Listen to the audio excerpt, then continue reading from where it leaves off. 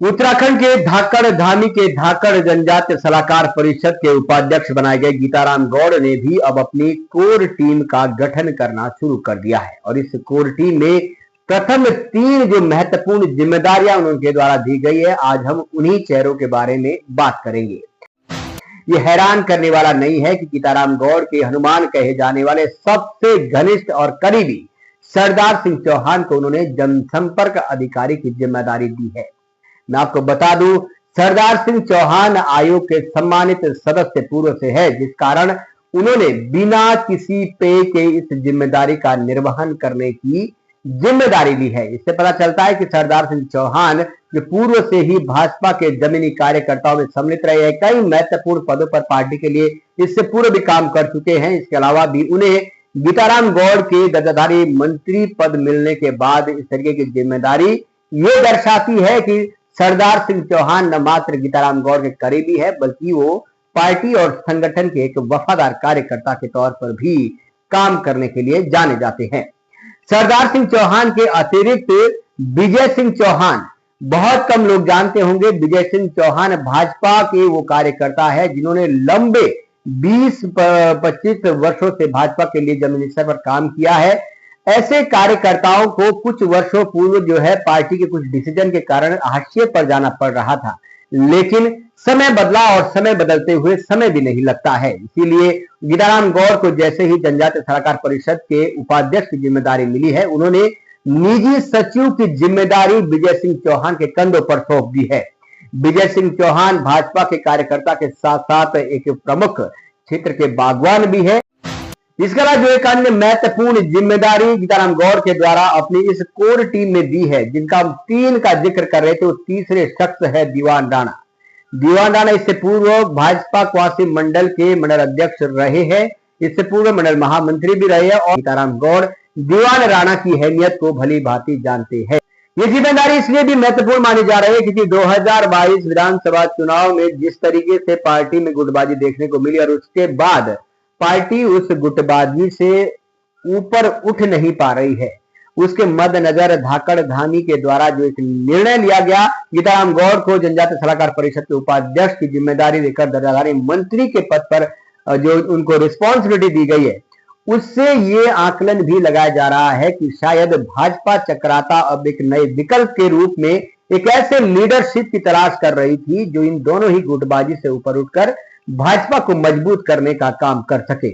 और ये काम गीताराम गौड़ से बेहतर शायद इस वक्त चक्राता में कोई और कर नहीं सकता है।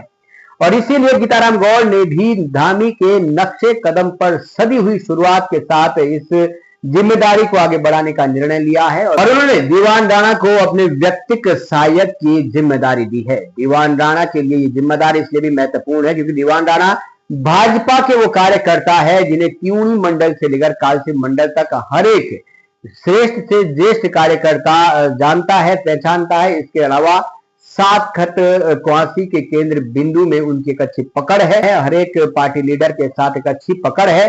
चाहे किसी भी गुट का कोई राजनेता रहा हो, मंडल अध्यक्ष क्वासी जब भी दीवान राणा रहे हैं तो उन्होंने उस गुटबाजी से ऊपर उठकर पार्टी और संगठन के लिए कार्य करने की कोशिश की है। यही शायद एक कारण रहा है कि गीताराम गौड़ ने दीवान राणा को अपने व्यक्तिगत सहायक के रूप में चुनने का निर्णय लिया है और इसका उन्हें निश्चित तौर पर भविष्य की राजनीति में एक लंबी राजनीतिक पारी के लिए लाभ भी मिल सकता है। इसी तरह आज हमने जानने की कोशिश की है कि क्या कुछ नई जिम्मेदारी के बाद इन लोगों ने अपनी प्रतिक्रिया दी और किस तरीके से अपनी जिम्मेदारी का निर्वहन करेंगे और इसके साथ ही क्यों आखिर इन 3 को ही ये महत्वपूर्ण जिम्मेदारी गीताराम गौड़ ने दी है, उसको लेकर गीताराम गौड़ की भी प्रतिक्रिया जानने की कोशिश करेंगे। मैं एक बागवान हूँ, आपको पता है, और बागवान के साथ साथ में पार्टी में रुचि रखता था। पहले से मैं न्याय पंचायत संयोजक रहा और बूथ अध्यक्ष रहा 3-4 बार। और राणा जी जब मंडल महामंत्री थे चकराता में, तो मैं 2 बार इनके साथ उपाध्यक्ष रहा। और जब भी कोई मुझे पार्टी ने जिम्मेदारी दी, बूथ की दी, किसी भी जिम्मेदारी दी, मैंने निभाई। और मैं अभी हमारे मंत्री जनजाति गीताराम गौड़ जी को जनजाति मंत्री जो बने हैं, उन्होंने मेरे पे जो विश्वास करा है, उस विश्वास के साथ मैं खरा उतरूंगा पार्टी के लिए, कार्यकर्ताओं के लिए। जो मुझसे बन पड़ेगा उस कार्य को मैं करूंगा। मैं एक भारतीय जनता पार्टी का कार्यकर्ता हूं और धामी सरकार का जो विजन है सबका साथ सबका विकास साथ लेकर चलेंगे। देखिए, वैसे तो मैं बताऊं आपको कि मैं लगभग 15-20 साल से संगठन में पार्टी के लिए काम करते आ रहा हूं। अभी हाल ही में हमारा मंडल का कार्यकाल समाप्त हुआ और उसके तुरंत बाद अभी हमारे नवनियुक्त राज्य मंत्री श्रीमान गीताराम गौड़ जी मनोनीत हुए। अब इन्होंने मुझे ये जो नवीन जिम्मेदारी दी है, आप समझ सकते हैं कि ये जो पद होते हैं बहुत कम होते हैं, 3-4 लोग ही इसमें हमें सम्मिलित किया गया है। लेकिन मैं कह सकता हूं कि जिस उम्मीद से, जिस भरोसे से उन्होंने हमको इस पद पे सम्मिलित किया, हमको बिठाया है, मैं ये कह सकता हूं कि इस पद से भी ऊपर कार्यकर्ताओं का ध्यान रखा जाएगा। भारतीय जनता पार्टी के जो भी कार्यकर्ता है, मैं इस जिम्मेदारी से बढ़कर पार्टी कार्यकर्ताओं के लिए काम करूंगा और हम पूरी कोशिश करेंगे कि भारतीय जनता पार्टी जिस किले को आज तक नहीं उजाड़ पाई है, हम आगामी 2027 के जो चुनाव होंगे उसमें भरपूर कोशिश करेंगे कि हम 2027 को भारतीय जनता पार्टी वहां से फतेह करेगी। आज जो मुझे नवीन दायित्व जो दिया है, माननीय उपाध्यक्ष राज्य मंत्री उत्तराखंड जनजातीय सलाहकार परिषद श्रीमान गीताराम गौड़ जी ने जो दायित्व मुझे सौंपा है, उसके लिए मैं उनका धन्यवाद ज्ञापित करता हूं। और हमको जो जिम्मेदारी दी है उस पर हम माननीय मंत्री जी, माननीय राज्य मंत्री जी के लिए ये आश्वस्त करना चाहते हैं कि उनके उम्मीदों पे, उनके आशाओं पे खरा उतरने की कोशिश करेंगे।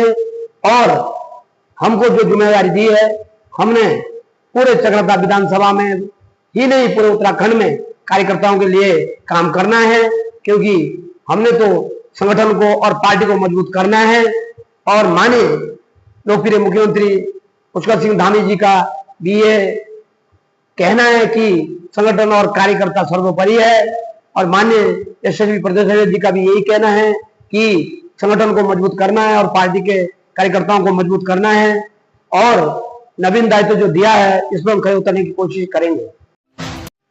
नमस्कार, डीसीपी न्यूज उत्तराखंड में आपका पुनः स्वागत। में आपके साथ दीवार नौटियाल। हाल ही में जनजातीय सलाहकार समिति के उपाध्यक्ष गीताराम गौड़ जी हमारे साथ आज मौजूद है और हाल ही में क्योंकि इन्होंने अपनी कोर टीम के जो प्रमुख सदस्य है उनका भी चयन कर लिया गया है और स्पेशली विधानसभा चक्राता में जिस तरीके से भाजपा के भीतर कश्मकश देखने को मिलती है, उसको लेकर ये चयन करना अपने आप में एक चुनौती भी था। गीताराम गौड़ साहब, सबसे पहले तो आपको पुनः इस पद के लिए बहुत बहुत शुभकामनाएं और बधाई। लेकिन जो कल आपने एक सूची जारी की है अपने नामित सदस्यों की, भारतीय जनता पार्टी में स्पेशली जहां करोड़ों कार्यकर्ता है, उसके भीतर एक सस्पेंस बना रहता है कि आखिर किसको कौन सी जिम्मेदारी मिलेगी। और स्पेशली चक्राता में जो आपका चयन की प्रक्रिया है, वो किस मापदंड को देखकर आपने ये चयन किया है? पहले तो डीसीबी न्यूज का मैं बहुत बहुत बारंबार धन्यवाद देता हूं और आप जनजातियों के हक और अधिकारों की बात के लिए हमेशा सजग रहते हैं। पुनः आपका धन्यवाद।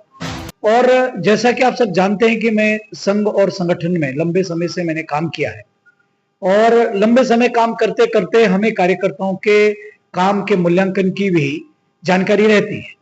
अब मैं उपाध्यक्ष पद पर मनोनीत हुआ हूं। माननीय पुष्कर सिंह धामी जी का मुझ पर बहुत अटूट विश्वास है और उनके आशा और विश्वास पर मुझे खरा उतरना है। और माननीय प्रदेश अध्यक्ष महेंद्र भट्ट जी का भी आभार प्रकट करना चाहूंगा और भारतीय जनता पार्टी के प्रदेश नेतृत्व का, जिन्होंने मुझ पर यह महत्वपूर्ण जिम्मेवारी सौंपी है। तो उन सब का महत्व समझते हुए मुझे अपने काम को जनजातियों के हक अधिकार और उनके उन्नति, प्रगति, दिशा दशा बदलने के लिए जनजातीय सलाहकार परिषद, आप थोड़ा समिति बोल लेते हैं तो समिति नहीं, ये परिषद है और ये अपने आप में एक मंत्रालय है, डिपार्टमेंट है। तो इसको चलाने के लिए मुझे महत्वपूर्ण जिम्मेवारी मिली है और भारतीय जनता पार्टी के संगठन को मजबूत करने के लिए, कमल को मजबूत करने के लिए, और कमल मजबूत होगा तो सरकारें बनेगी और तभी हमारी सरकार है। और यही कारण है कि देश और दुनिया में हमारा जो राजनीतिक दल है, सबसे बड़ा राजनीतिक दल है। और इस पर जब तक कि आप दूसरा सवाल दागें, उससे पहले मैं आपको बता दूं कि मैंने 3 व्यक्तियों को, क्योंकि मैं शिव का भक्त हूं और लाखा मंडल मंदिर, शिव मंदिर के हम भी पुजारी परिवार से आते हैं और शिव मेरे कण कण में है, त्रिगुणात्मक, ओम भी त्रिगुणात्मक है और मेरी जो टीम है वो भी सेवा भाव के लिए त्रिगुणात्मक है। और मैंने जिस व्यक्ति का चयन किया है, आप अगर उनके इतिहास में जाओगे तो 2003 के क्षेत्र पंचायत चुनाव में जब वो चुनाव लड़े थे, सरदार सिंह चौहान जो वर्तमान में एसटी आयोग के सम्मानित सदस्य हैं, पूर्व मंडल महामंत्री, पूरे चक्राता विधानसभा के जब एक ही मंडल हुआ करता था, और तब 2003 के क्षेत्र पंचायत चुनाव में वो 500 वोटों से रिकॉर्ड वोटों से जीते थे। उस व्यक्ति को मैंने जनसंपर्क अधिकारी रखा है, अवैतनिक। आप देखिए उनका त्याग देखिए, वो कोई वेतन नहीं लेंगे, और चूंकि वो एसटी आयोग के सदस्य, ये तकनीकी हमारे सामने एक दिक्कत थी, टेक्निकल फॉल्ट था कि हम उनको पीआरओ नहीं रख सकते थे, क्योंकि वो माननीय एसटी आयोग में सम्मानित सदस्य हैं, और यदि वो इस्तीफा देते तो कहीं ना कहीं भारतीय जनता पार्टी ने उनके कार्यों को, उनकी सेवा को देखते जो सम्मान दिया, उसका भी अपमान होता। तो उन्होंने कहा कि अवैतनिक जौनसार, बावर और 5 जनजाति के T5 के लिए मैं अवैतनिक जनसंपर्क का काम देखूंगा। सरदार सिंह जी का आपने नाम लिया, उनसे हम ये उम्मीद भी करते हैं, क्योंकि लंबे समय से आपके सहयोगी भी रहे हैं और हर वक्त साथ भी रहे हैं। लेकिन 2 और चेहरे जो आपने डिसाइड किए हैं, क्वासी के पूर्व मंडल अध्यक्ष राणा जी हो, या फिर एक काश्तकार बागवान जो एक धरातल से निकला हुआ चेहरा है, ये समीकरण को अलग साधने का तरीका एक आपने ढूंढा है, इसका क्या बेनिफिट पार्टी और आपके लिए होने वाला है? देखिए, मैं पहले आपको स्पष्ट करना चाहूं, मुझे कोई बेनिफिट नहीं चाहिए। मुझे भारतीय जनता पार्टी ने 24 साल की सेवाओं को देखते हुए, मेरे कार्यों का मूल्यांकन करते हुए मुझे जो सम्मान देना था, जो जिम्मेवारी देनी थी, मुझे दे दी।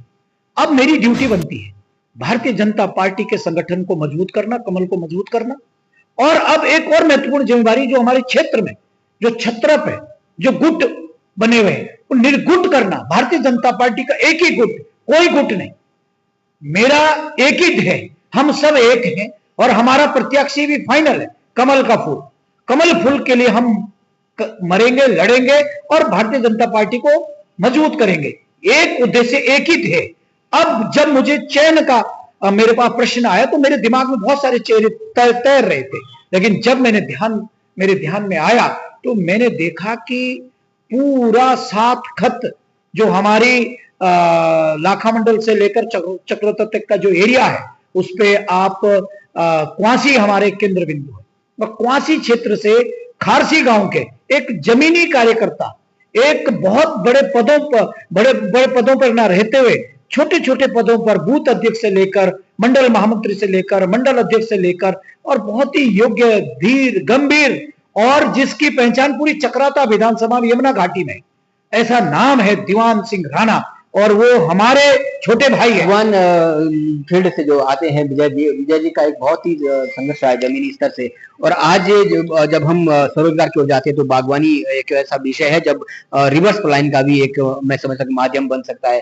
उस दिशा में उस व्यक्ति को आगे लेकर आना, क्या मैसेज देना चाहते हो क्षेत्र में? देखिए, ऐसा है, एक और चीज मैं आपको आपके चैनल के माध्यम से जो भी सुन रहे होंगे उन सबको, सर्वसाधारण को सूचित करना चाहता हूं कि मित्र ऐसा हो, जब पता है, कर्ण जी को पता है कि दुर्योधन की हार निश्चित है, लेकिन कर्ण जी ने दुर्योधन का साथ नहीं छोड़ा। और मित्र ऐसा हो श्री कृष्ण की तरह कि बिना लड़े वो युद्ध जिता दे। तो ऐसी परिस्थिति में विजय सिंह जी मेरे साथ रहे विगत 10 वर्षों से। दो मित्रों में, जैसे सरदार सिंह चौहान और जैसे विजय सिंह जी, ये मेरी हर परिस्थिति में, दुख सुख में हमेशा साथ रहे। और विजय सिंह जी मल्टीपर्पज यानी कि बहुउद्देशीय मानसिकता के व्यक्ति है। जहां वो एक बागवान है, वहीं एक सफल व्यवसायी भी, और उसके साथ साथ एक मिलनसार व्यक्ति भी। बहुत लोग उनको जो है पसंद करते हैं, उनका बहुत मृदुभाषी व्यवहार है, एक दूसरे के सुख दुख में खड़े रहते हैं। और ऐसे व्यक्ति का निजी सचिव होना मेरे लिए और भारतीय जनता पार्टी के लिए बहुत ही सुखद अनुभव था, और इसलिए उनका चयन। Thank you so much. आप सुन रहे थे गीताराम गौड़ जी को, और मैं आपको फिर से बता दूं कि विधानसभा चक्राता में स्पेशली जहां गुटबाजी का समय समय पर जिक्र होता रहता है, वहां पर अगर हम देखें तो पुष्कर सिंह धामी के द्वारा एक ऐसा चेहरा साधने की कोशिश की गई है जो पार्टी के पुराने कार्यकर्ता रहे हैं, जमीन से जुड़े रहे हैं, सामान्य काश्तकार के फील्ड से निकलकर, परिवार से निकलकर आए हैं, और उसके बाद उस चेहरे ने जो अपनी कोर टीम में जो प्रमुखता से जिन सदस्यों का चयन किया है वो भी उसी फील्ड से कहीं ना कहीं बिलोंग करते हैं, जिन जो हर तबके में अपना एक स्तर रखते हैं, अपना उठना बैठना जिनका रहता है। तो ये एक कोशिश हो सकती है गीताराम गौड़ के माध्यम से कि चक्राता की गुटबाजी जो बीजेपी के लिए गले की फांस बनती जा रही है वो 2027 में शायद काफी हद तक खत्म हो और जो सूखा वहां पर अभी तक है उस सूखे को भी खत्म किया जा सके। खास खबरें में देख रहे थे आप सही कैमरामैन के साथ दीवान नौटियाल, डीसीपी न्यूज उत्तराखंड के लिए।